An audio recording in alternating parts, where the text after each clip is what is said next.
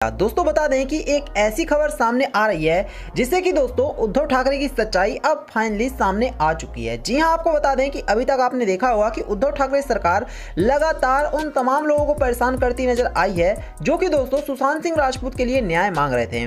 आपने देखा होगा कि सुशांत सिंह राजपूत के लिए न्याय मांगने के चक्कर में कंगना रनावत को क्या क्या झेलना पड़ा।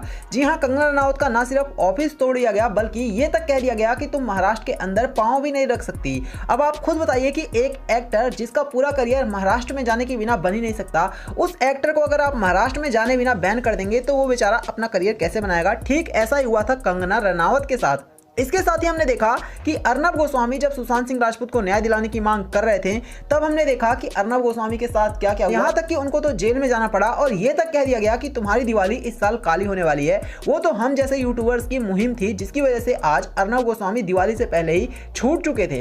लेकिन दोस्तों बता दें कि जब कोई किसी का बुरा करता है तो उसके साथ भी ठीक ऐसा ही होता है और ठीक वैसा ही हुआ है उद्धव ठाकरे के साथ। जी हाँ, आपको बता दें कि एक बहुत बड़ी खबर आ रही है।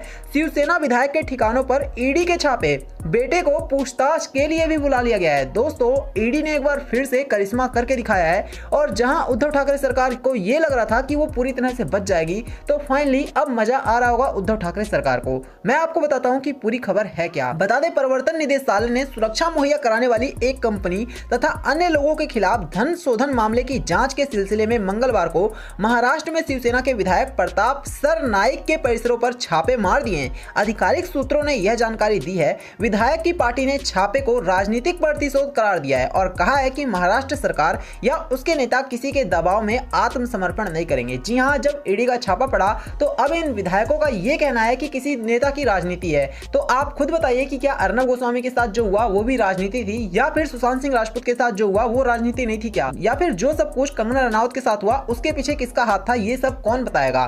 बता दें कि सूत्रों ने बताया है कि केंद्रीय एजेंसी मुंबई और ठाणे में 10 ठिकानों पर छापेमारी भी कर रही है। ईडी की कार्यवाही तड़के शुरू हुई है और सीआरपीएफ के जवान एजेंसी के अधिकारियों की मदद करते हुए देखे गए।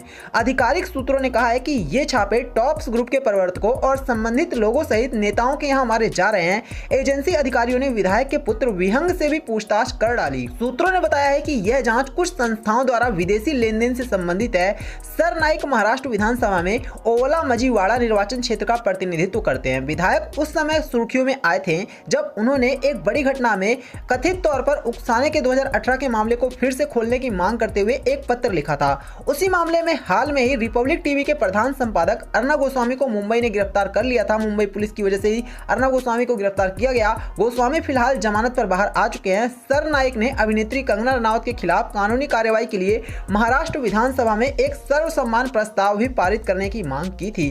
शिवसेना सांसद संजय राउत ने संवाददाताओं से कहा है कि यह कार्रवाई ईडी के छापे निश्चित रूप से राजनीतिक प्रतिशोध है। ईडी या फिर अन्य एजेंसियों को किसी राजनीतिक दल की शाखा के तौर पर काम नहीं करना चाहिए। तो दोस्तों संजय राउत का अब ये कहना है कि जो कुछ भी ईडी कर रही है वो किसी राजनीतिक पार्टी के कहने पर कर रही है। ये नहीं कह रहे हैं कि जो कुछ भी हुआ वो इन्हीं के कारनामे की वजह से हुआ है। जी हाँ, आपने देखा होगा कि किस तरह से इन्होंने पिछले 1 साल से लोगों को परेशान कर रखा था, यहाँ तक कि कुछ लोगों का तो जीना भी हराम हो गया था।